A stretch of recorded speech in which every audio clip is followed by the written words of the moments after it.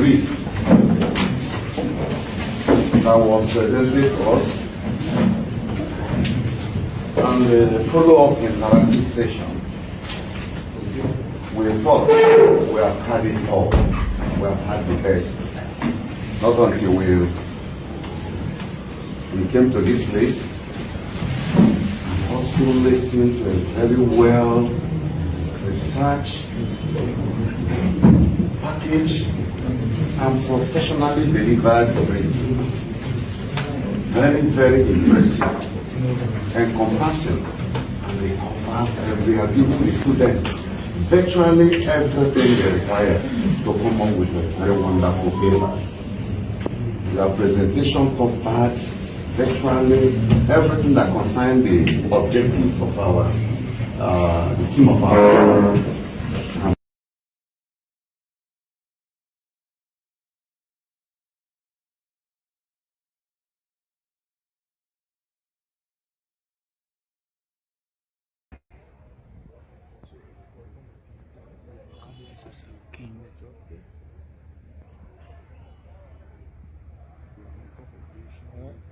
Welcome everyone. We are the conversation with. All right. So, welcome, members of the media industry. We are here in the courtyards at the Temple of Justice. I remember yesterday there was a trending video and involving my client, Pastor Clifford Perry, and the St. Paul Bridge area, where it was alleged that he had gone there to bribe DA officers. And that was a scuffle that was between them until we had to know the actual story. And he was arrested, taken to the LDA office where he made statements and was released on yesterday. So today we have decided to have this conference because we are here. Though the investigations are yet ongoing, but the LDA only charged him for obstruction of justice. That's what it is, but we are still going through the investigation to prove as to whether he truly obstructed instead of the bribe as being stated out there. So Pastor Clifford is right here. So you can just call on me and then the question to the media. Is the pastor? Yeah. Yes, please. Good morning to everybody. I am Pastor Clifford Payne. It's a pleasure to speak to you this morning. Yeah. So okay. So welcome to Spoon TV and other media institutions. You live here at the grounds of the Temple of Justice. Yesterday there was video circulating on the internet that linked you to some alleged bribe that you are going to the LDA to have some family members released, who were involved in some unjust activity. Can you give us an insight and details of what occurred at the LDA and the office? Thank you so much. So firstly, the LDA didn't charge me for bribery. I was charged for obstruction of justice. So this gone Monday, upon hearing the news that this suspect in question, who is a family member, and was taken to the court, I went there in my capacity as a family member, not in any capacity related or within ties with the office of the Vice President, neither the office of the Second Lady. I went there in connection as a family member. So when I got there, he has already been taken in the custody of the court, and I was right outside, and upon hearing some unverified news that some members of the DEA were in the habit of collecting bribes and even requesting for additional payments, as a family member, I decided to confront the commander and to ask, to inquire whether the statement was true. It was true that the scuffle unfolded. Who is this family member? What's the name of the family member? What the situation was like? So this family member in question is a suspect of drugs, and he is an extended family member to me. His name? Joel Sewa. So when was he caught? What was he caught with, and what the situation was like before your interventions? So according to the DEA,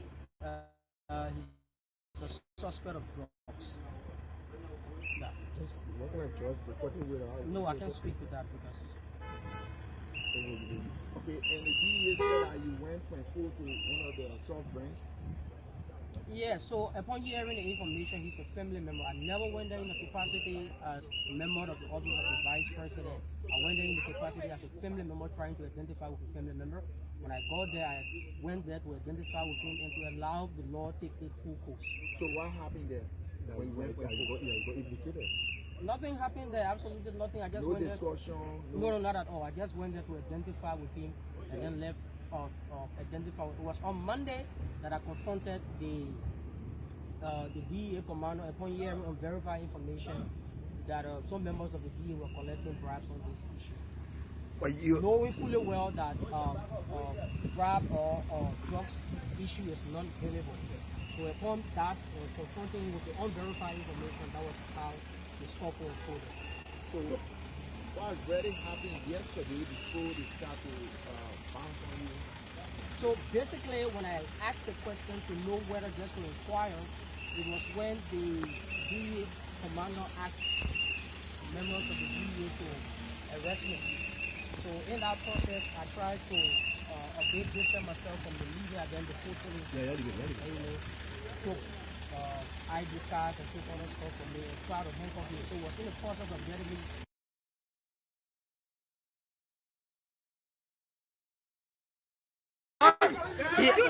He said he's from the office of the vice president.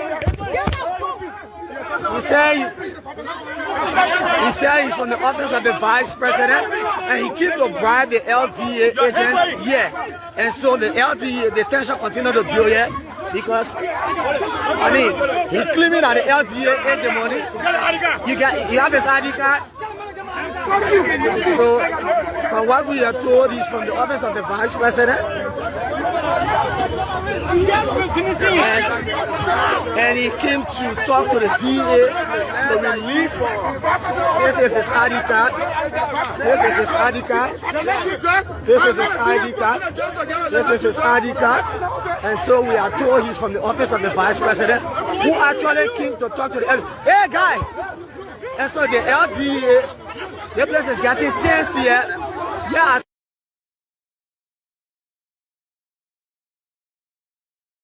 Is here at the Temple of Justice and with the mother of an 8-year-old alleged rape victim who has an issue concerning her daughter. Can you explain? First, they call your name. I'm Naomi Tambi. Okay, tell us. I'm Naomi Tambi for the GSA Road. My daughter attending Faith Mission Christian System School in GSA Road, Rehab. A big blue building in fence. She went to school November 17, which was there on Monday. She was okay, nothing happened to her. She was lively when she left. Coming back in the evening, she started coming home leaping. So when she came in, I asked her, what happened? She said nothing. But she leaping. She walking, she feeling pain. I said, because she high, so I thought maybe she not do something to the school or teacher or be her. Or maybe she not follow someone small friend. But also any kind of way, she said nothing, mommy, nothing. So I said, okay. I made the hot water because normally in the evening, 2 of us can bathe together. I fetched the hot water, I put the water in the bucket. When I came, I saw a uniform, she took her from the back, from the head to the back, dirty.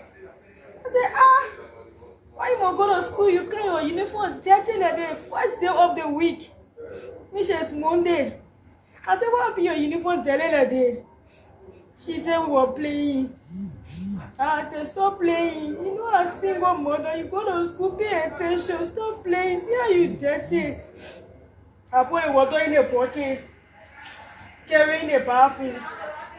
I scrub her from head to toe. Wasting the water now, cleaning in front of her vagina. Then she pushed her butt behind. I said, when they will start. When you all the time, when you really daily, I can bathe you. So since he tell it like that today, me bath you, I bathing you, I'm reaching for you, pushing your butt. What happened? She said nothing. And I talk, I bathe, dress, we go in the room. Then I call her. I said, you like chocolate milk? She said, yeah. I said, tell me what happened to you. You can't inside you walking leaping. What did happen to your foot?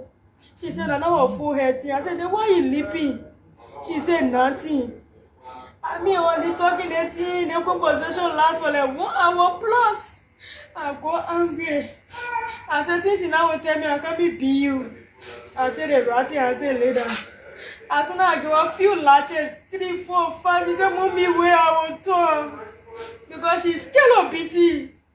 So anytime I want to get something for her, I get threatened her with BT. She said, Mommy, where I will talk. Mommy, I will talk. I said, what happened? Tell me. She said, one boy carried me in the bathroom today. He let me down in the bathroom. I was behind my uniform at 30. I said, he lay there in the bathroom for waiting. What he did with you? He said, he took out his sonny. He had trousers, he pulled it inside me. He took out, he pulled it inside me. I was shouting, then he called up for me. He go outside. I said, why you let complete to your teacher? He said, because the boss threatened her. He said, Mommy, the boss said you will kill me. And then in the night when we were sleeping, you will come burn the house here. Now the reason why I won't tell you. Now I tell you, I call Mona. I said, I didn't help you. In the morning, because I was late. On Tuesday, I came out to the school. I said, I didn't happen to my daughter. I will go to the police station. Now, Pastor Pan and Mistress Pan, the mother and the father of the school, they begged me. They said, no, now we handle the case. Now we see the person that did the act. I said, all right. Now, calm down. Then, when all of men in the school are teaching the children, they call him Mr. May. Mr. May said, where I will get the person. Why she said the boy in 5th grade in the school, I will get him. Now the man went. After he canceled her, he talked to her, he pet her, she was free because she was scared. When they reached the 5th grade class, she started treating me. She said she won't go inside. They may have to pet her. They put the boys there outside one by one. Now they 1 year, she said no. Now the other person, she said no. The last person came, which is the boy came. My daughter started crying. What is the name? Your name Lincoln Charles in 5th grade. My daughter started crying. How old is he? In 15 years. She started crying. She said she won't talk. Mommy, I won't talk. The boy said he won't kill me. I won't talk. I said, I beg you, talk. Nobody will do nothing to you. I hear. Nobody will do nothing to you. Now they call the boy also. They asked him, he denied it. They asked him, he denied it. Now the people say, okay, now they involve the parents. They ask him, what your pa and your mommy and no more. He said, he get it, like only his grandmother.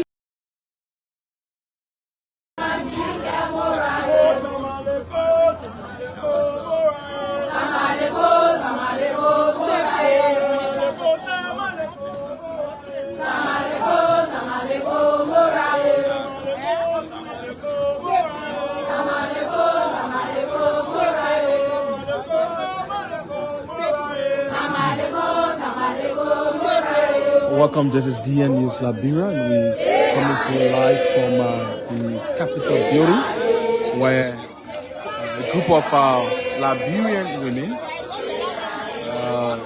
have come in solidarity with President Joseph Liman Boakai to end FGM and other harmful practices in Liberia. That's female genital mutilation. As you know, quite recently at the United Nations General Assembly, President Joseph Liman Boakai announced that his government is going to ensure that harmful practices against women are abolished in the country, and that was actualized upon his return to the country, where he sent a bill to bring a complete halt to female genital mutilation in the country. And so since then, that bill has been before the legislature, and these women here have come in solidarity with President Joseph Liman Boakai, calling for the abolishment of female genital mutilation and other harmful practices. As you know, the Liberia for a long time have practiced the Sonnet and Plural societies have been teaching young girls and young men about tradition, but it is being widely reported, especially by individuals or young girls who've gone through the practice of the Sonnet society. They've said that and those traditional schools, women catering are caught up, and some way, somehow, some of them believe that reduces sexual appetite of those women. And also, other accounts say it is intended to train them how to grow up as young girls in the country. But these women, along with President Joseph Boakai and other women, have been campaigning for the end of those things, those practices. And there are some concern that if a girl decides to go to the Sonnet society, she should agree maybe at the age of 18 years of age to go to the Sonnet society. There are different views or diverse views on this entire thing. There are the Speaker of the House of Representatives, National Legislature, is written himself came here to receive these women. So the speaker is here to receive this petition. The speaker is here to We are unprotected. We are unprotected. What do we want? What do we want?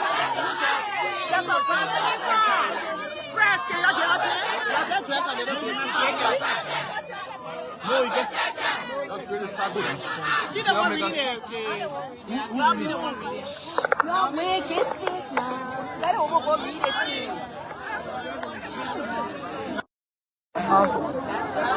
Can we get it back?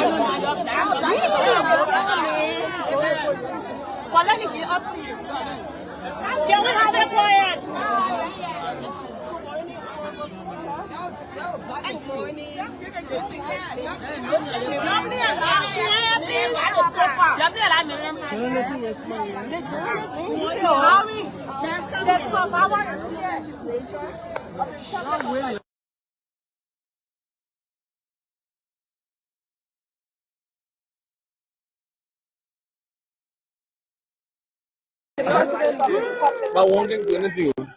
Concerned citizens, women's rights organizations, traditional women reformers, youth groups, civil society organizations, health workers, legal practitioners, and human rights advocates respectfully submit this petition calling for the urgent passage of the Women and Girls Protection Act of 2025, referred to herein as the bill.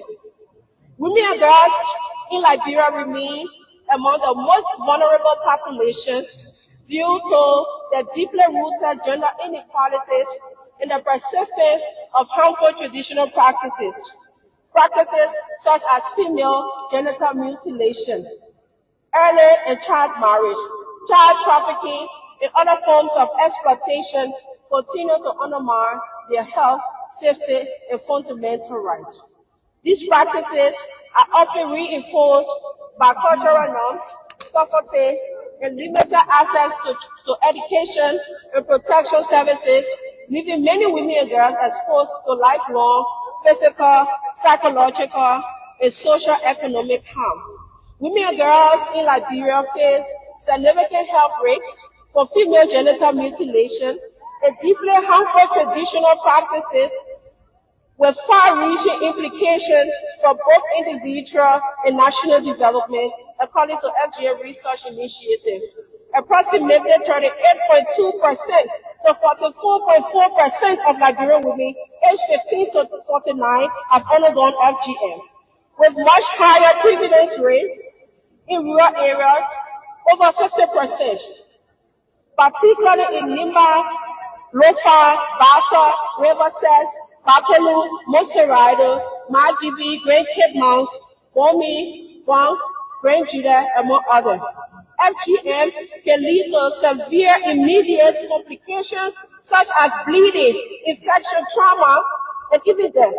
Mr. Speaker, it also has a long-term health consequences, including chronic pain, obstetric complications, and an increased rates of maternal and infant mortality. These health burdens not only undermine the physical and mental well-being of women, but also strain Liberia's health system, reduce women's economic productivity, and hinder broader national development goals. While the Sane Society is one of Liberia's most enduring traditional institutions, certain practices associated with it, such as female genital mutilation, pose serious health risks and violate the rights of women and girls.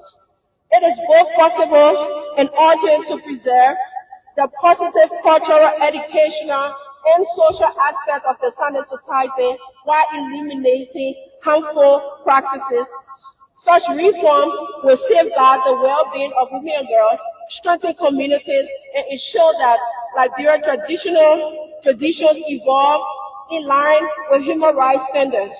This bill is essential for protecting the well-being, dignity, bodily integrity, and constitutional rights of women and girls across Liberia. The Constitution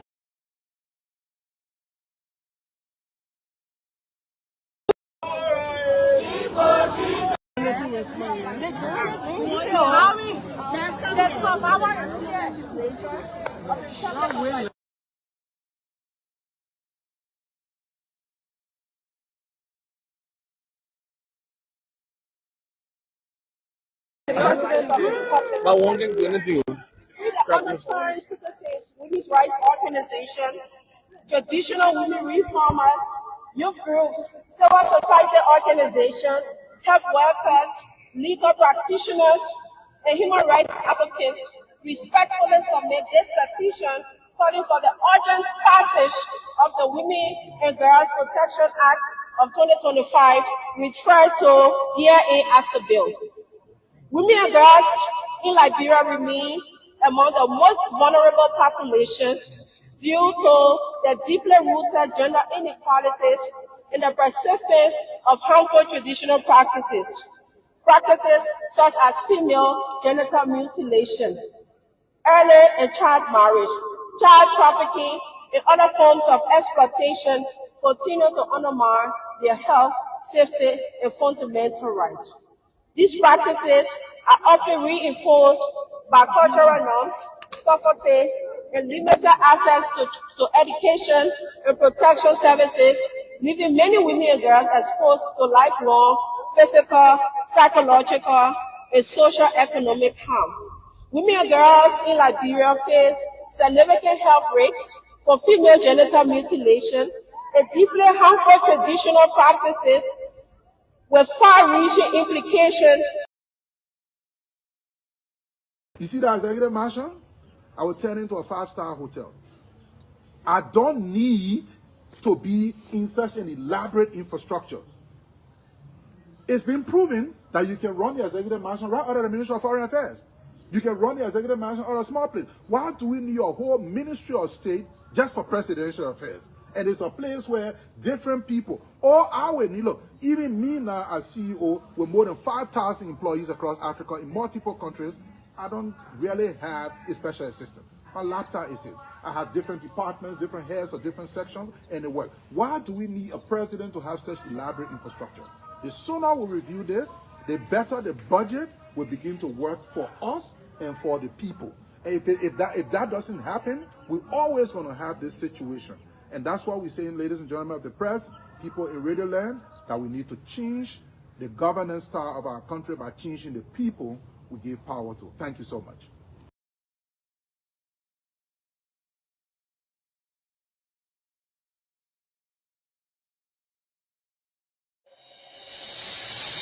I can't stand no more, cause no more food. I cannot go to school, cause no more money. I can't stand no more, cause no more food. I cannot go to school, cause no more money. Hey yo, excuse me Mr. Journalist, I wonder how you make your headlines in the press release today. Although I read the news every day, but I'm really still getting confused now, and I just wanna ask you some questions. Oh, is it based on money? Is it based on presidency? Is it based on technology? Is it based on war? Tell me, we got major headlines. Oh, we got major story. Yeah. There is no job, no money for hustlers. We got major headlines. We got major stories. Major headlines and major stories in your area. Good evening and a pleasant welcome to the round table. Today is November 27, 2025. My name is William McGill. It's a great pleasure to be back on your stream tonight to give you all of what you deserve as a viewer of this wonderful show. So tonight gonna be fascinating, and we're gonna talk more about our country, Liberia. We're gonna talk more about our continent, Africa as well. And we're gonna be bringing you things that have happened during the course of the day right here on the round table. Again, my name is William McGill. Let's take this break of this music to be right back. How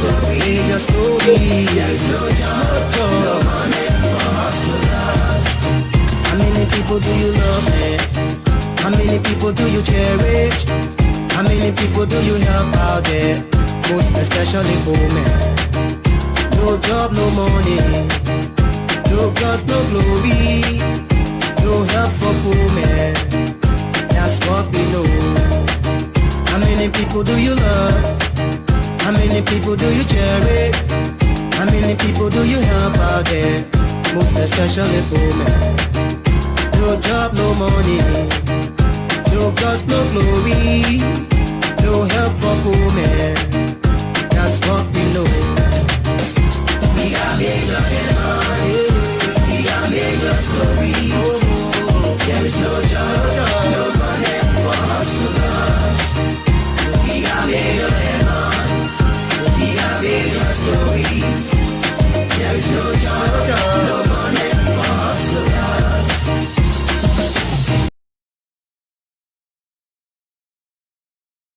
Welcome back to the program. It's a great pleasure to be on here. Yusuf Kamara says, "Good evening, Mama Africa." Good evening, Yusuf. And he says he's from Liberia, Grand Cape County. It's a great pleasure. Hope you will be able to support your county for the county meet.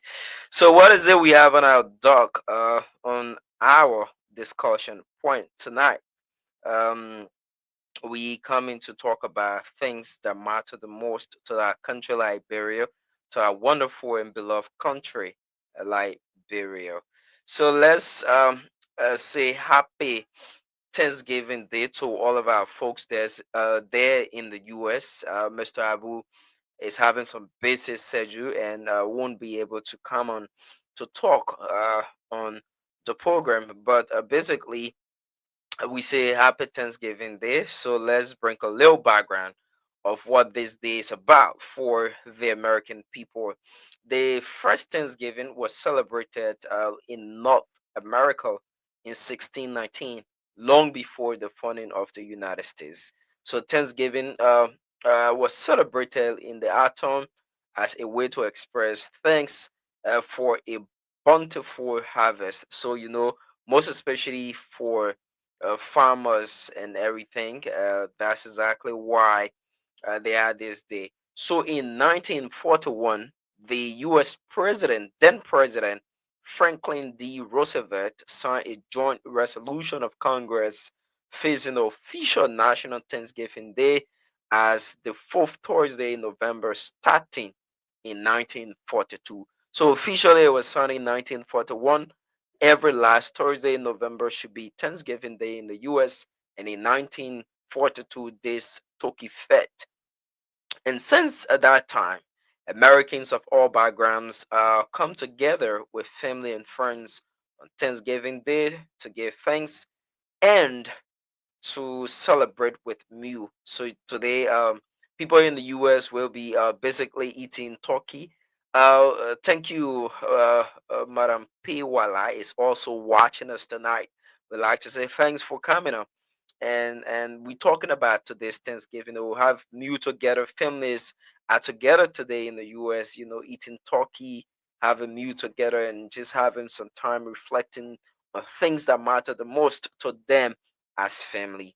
And you know, Thanksgiving traditions also often include offerings to charitable organizations to help the less fortunate. Let me know if you want to get offering. And today, Thanksgiving Day, you can also give me offering to a needy. Yeah, same as charitable organization needed and needed as well. So yeah, just say, Will, how can I get your Thanksgiving? And happy Thanksgiving, my Thanksgiving on your are watching as well. So that is it for Thanksgiving tonight. We will take a light look at a recent situation in Guinea-Bissau, and is a serious thing, and we want to look at that, the situation in Guinea-Bissau, and uh, is serious. Uh, Guinea-Bissau uh, is is a serious situation.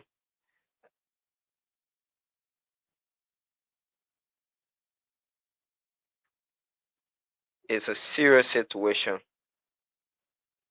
and we will look at that. We will look at that, and we will also look at the quick resignation that came in today from two different government agencies, talking about uh, these things, and we will look at those resignations as well. I'm basically trying to, get a picture of everything, we want to focus on, and yeah, voila, we will look at the coup, Guinea-Bissau coup situation. We will take. So let's say this, right. Uh, Guinea-Bissau situation is a pathetic thing that we as people cannot ask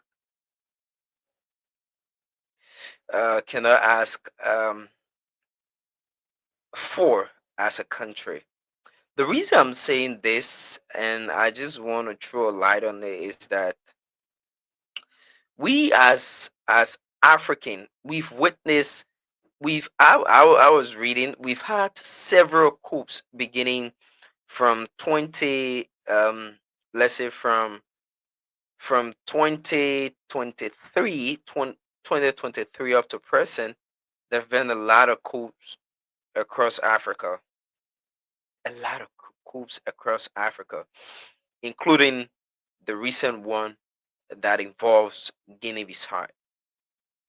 I'm saying this again to clearly state that um, the situation at Guinea-Bissau is not something that we should take for a joke. And I saw some statements um, from the likes of ECOWAS and different organizations, right? These are serious matters, very serious matter. in a country like Liberia, where we do have a lot of things that have happened in the course of 14 good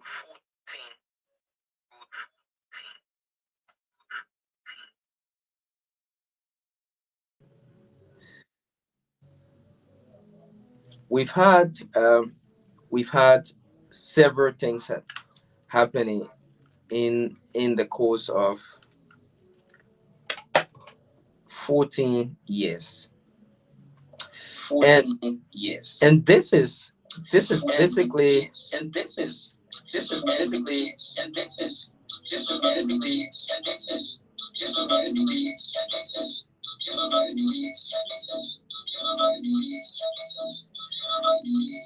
I'm getting a lot of feedback. We should close a lot of feedback. And this is basically things that we would like to talk about, right? As a country. The thing is, I don't know if it's okay now with the feedback, right? But I'm sure we good. So these are things that we want to look.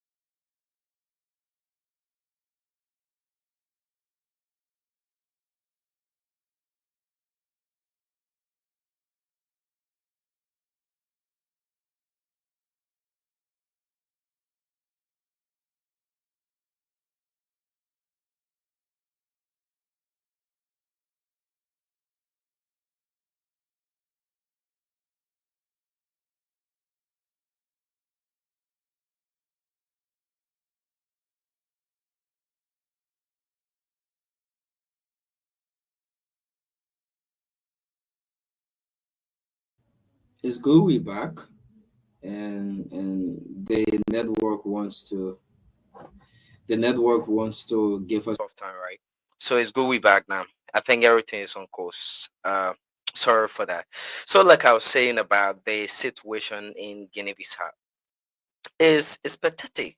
You can have both opposition candidates. Let's say the sitting president and an opposition candidate claiming to have won the election, and all of a sudden you now have the army right away taking charge of the country. They took charge, and they basically it says that because they want to uh, save the results of the election, and they don't want the result to be tampered with. It's good to understand But why with these things that are happening now? Why? Why would there be a coup? And I listened to the president of Guinea-Bissau speaking on French, uh, one of French 24. Yeah, these are things that we don't need in Africa. We don't need in our continent. The the struggle for power. Why will African leaders be so power grieved? Similar things are happening across Africa. Kenya, we saw that. And it's bad. Very bad. So bad. If they have different way for me to turn that, I would turn it. But let's not basically try to focus on another country's problem mainly. But again, is about the continent Africa.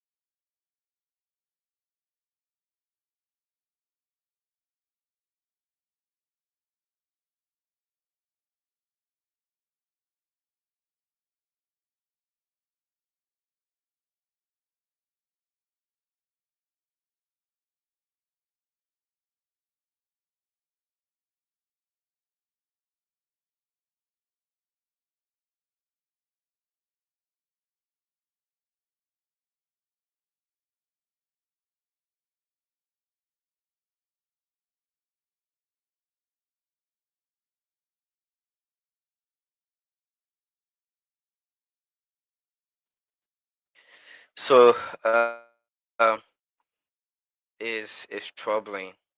The network is actually giving us tough time.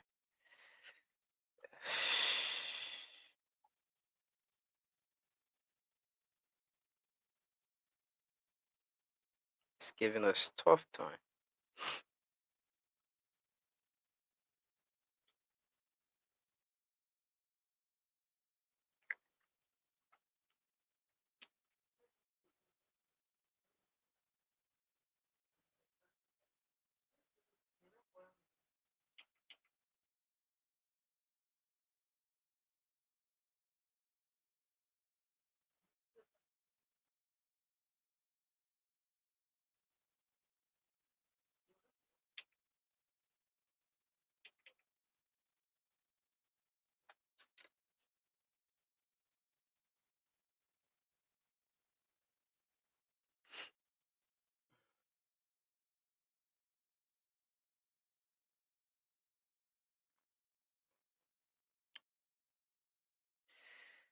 So basically, that is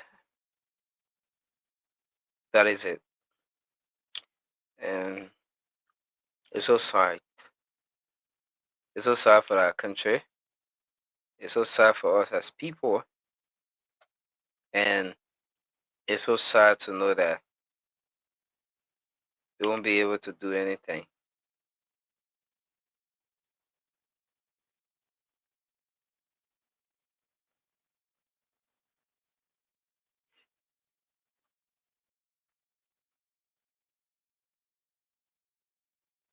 We won't be able to do anything. The country, the people, and everything is sad. And yeah, but let's bring you this. Uh,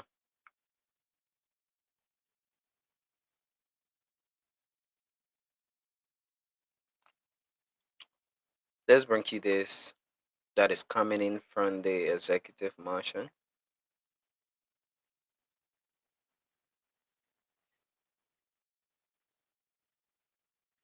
And we will talk about that. We'll talk about that to see how it goes. We'll talk about that.